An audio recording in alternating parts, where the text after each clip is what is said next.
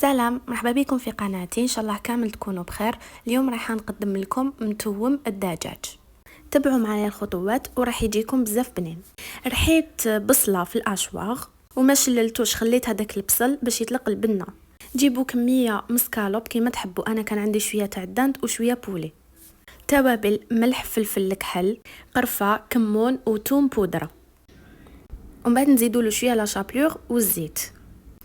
انا حبيت نرحيه في الاشواغ، وبالعاني ما شريتوش مرحي لانه الاشواغ يرحيه ناعم، يرحيه كتر كيما راكم تشوفوا، وهكا يجي بزاف طري ويجي بنين.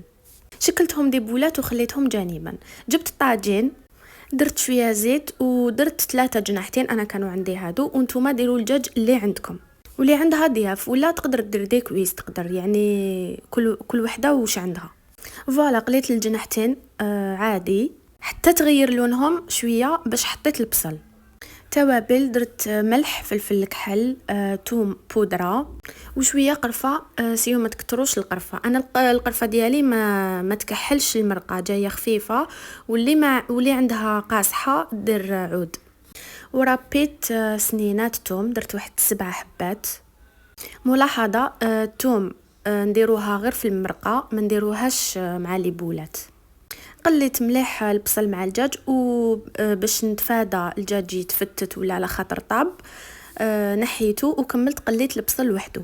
الا ما قليتوش ما راحش تجيكم الماكله بنينه. كي تقلى البصل مرقت، بصح كيما راكم تشوفوا ماشي كميه كبيره على خاطر الدجاج ومن بعد يطلق الماء، ولازم تمرقوا بالماء سخون. انا كي مرقت درت الكمون. من الافضل تبداو بالحميصه ومن بعد تحطوا لي بولات تاعكم عادي، سقموهم كيما راكم تشوفوا، ومن بعد غطوا عليهم ونقصوا لهم كامل النار وخلوهم يطيبوا بعقلهم. قد ما خليتوهم يطيبوا على نار قليله قد ما المرقه راح تجيكم مجمره وبزاف بنينه. وكي بدا يدخل لهم لي بولات طياب حطيت الجناحتين هادوك. فوالا كملت، هذه هي النتيجه. المرقه جات بزاف هايله، وهذا الطبق يصلح لرمضان، راهو جاي ان شاء الله. هيا بصحتكم، مع السلامه.